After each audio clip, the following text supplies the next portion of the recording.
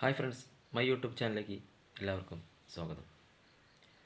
നാം ഇന്ന് സംസാരിക്കാൻ പോകുന്നത് സൂപ്പർ 8 പോരാട്ടത്തിലെ ഇന്ത്യയും സൗത്ത് ആഫ്രിക്കയും തമ്മിലുള്ള 2020 വേൾഡ് കപ്പിനെ കുറിച്ചാണ്. ഇന്നലെ ആദ്യം ബാറ്റ് ചെയ്ത സൗത്ത് ആഫ്രിക്ക 20 ഓവറിൽ 187 റണ്ണാണ് 7 വിക്കറ്റ് നഷ്ടത്തിൽ സ്കോർ ചെയ്തത്. മറുപടി ബാറ്റിങ്ങിന് ഇറങ്ങിയ ഇന്ത്യക്ക് 18.5 ഓവറിൽ 111 റണ്ണ് എടുക്കാനേ സാധിച്ചുള്ളൂ. എല്ലാവരും തന്നെ ഓൾ ഔട്ടായി. സൗത്ത് ആഫ്രിക്കയ്ക്ക് വേണ്ടി മികച്ച ഇന്നിങ്സ് കളിച്ചത് ഡേവിഡ് മില്ലറാണ്. മില്ലർ 63 റണ്ണും ബ്രേവ്സ് 45 റണ്ണും അതുപോലെ തന്നെ സ്റ്റെപ്സും 45 റണ്ണും നേടി.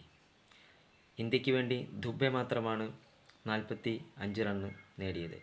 ബാക്കി എല്ലാവരും തന്നെ വളരെ മോശം ഫോമാണ് കാഴ്ചവെച്ചത്.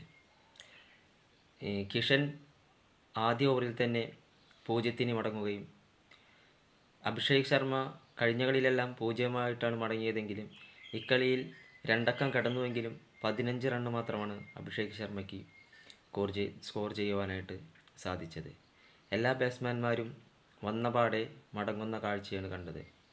ബോളിങ്ങിൽ നോക്കിയാൽ ഹർദിക് പാണ്ഡ്യയും വരുൺ ചക്രവർത്തിയുമൊക്കെ നല്ല പോലെ അടി വാങ്ങി. വരുൺ ചക്രവർത്തിയാണ് ഡേവിഡ് മില്ലറുടെ വിക്കറ്റ് എടുത്തത്. 4ാമത്തെ ഓവറിലാണ് അദ്ദേഹത്തിന് ആ വിക്കറ്റ് കിട്ടിയത്. എന്നാലും വളരെ കൂടുതൽ റണ്ണാണ് അദ്ദേഹവും വിട്ടുകൊടുത്തത്. മികച്ചു നിന്നത് ജസ്പ്രീത് ബുംറ മാത്രമാണ്. അദ്ദേഹം 4 ഓവറിൽ 15 റണ്ണിന് 3 വിക്കറ്റാണ് ബുംറ നേടിയത്. ഇതിപ്പോൾ സൂപ്പർ 8 ആദ്യ മത്സരമാണ് ഇന്ത്യയുടെ കഴിഞ്ഞത്. ഇനി 2 മത്സരങ്ങൾ കൂടി ഇന്ത്യക്കുണ്ട്. അത് ഒന്ന് സിംബാബ്വേയുമായിട്ടാണ് അടുത്ത മത്സരം. ഇപ്പോൾ ഈ ഒരു തോൽവിയോടുകൂടി സിംബാബ്വേക്ക് ഒരു ഉണർവ് വന്നിട്ടുണ്ടാകും. കാരണം ഇന്ത്യ ഒരു കളി തോറ്റു നിൽക്കുകയാണ് സൂപ്പർ 8 എന്നുള്ളൊരു കുറച്ച് മേൽക്കൈ ഇപ്പോൾ അവർക്കുണ്ടാവും. കാരണം 2 വലിയ ടീമുകളെ അട്ടിമറിച്ച ആണ് അവർ ഇപ്പോൾ സൂപ്പർ 8 1-ാം സ്ഥാനക്കാരായിട്ട് കയറിയത്. അപ്പോൾ ഇന്ത്യയുടെ അടുത്ത മത്സരം സൂപ്പർ 8 സിംബാബ്വേയുമായിട്ടാണ്. അത് കഴിഞ്ഞുള്ള മത്സരവും ഇന്ത്യക്ക് കടുപ്പമേറിയത് തന്നെയായിരിക്കും. അപ്പോൾ വെസ്റ്റ് ഇൻഡീസുമായിട്ടാണ് പിന്നീടുള്ള മത്സരം. അപ്പോൾ ഈ 2 മത്സരങ്ങളും ഇനി ജയിച്ചാൽ മാത്രമേ ഇന്ത്യക്ക് മുന്നോട്ട് പോകുവാനായിട്ട് സാധിക്കുകയുള്ളൂ. ഇന്നലത്തെ ഈ 71 റണ്ണിൻ്റെ തോൽവി ശരിക്കും ശരാശരി റൺ റേറ്റ് നോക്കുന്ന സമയത്ത് ഇന്ത്യക്ക് ചിലപ്പോൾ തിരിച്ചടി ആയേക്കാം. കാരണം ഒരു വലിയ പരാജയം തന്നെയാണ് ഇന്നലെ ഇന്ത്യ ഏറ്റുവാങ്ങിയത്.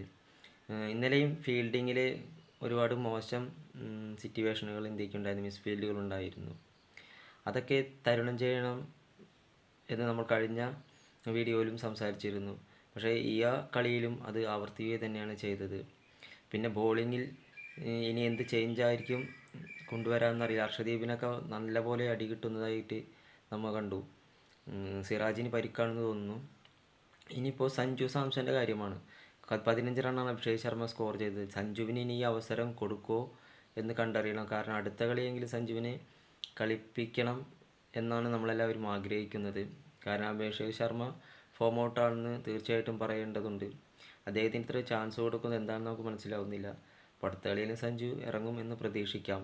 എന്തായാലും അടുത്ത കളി സിംബാബ്വേയുമായിട്ട് വിജയിച്ച് ഇന്ത്യ വിജയപഥത്തിലേക്ക് തിരിച്ചു വരിക തന്നെ ചെയ്യുമെന്ന് വിശ്വസിച്ചുകൊണ്ട് മറ്റൊരു വീഡിയോയുമായിട്ട് കാണുന്നതിൽ ഗുഡ് ബൈ.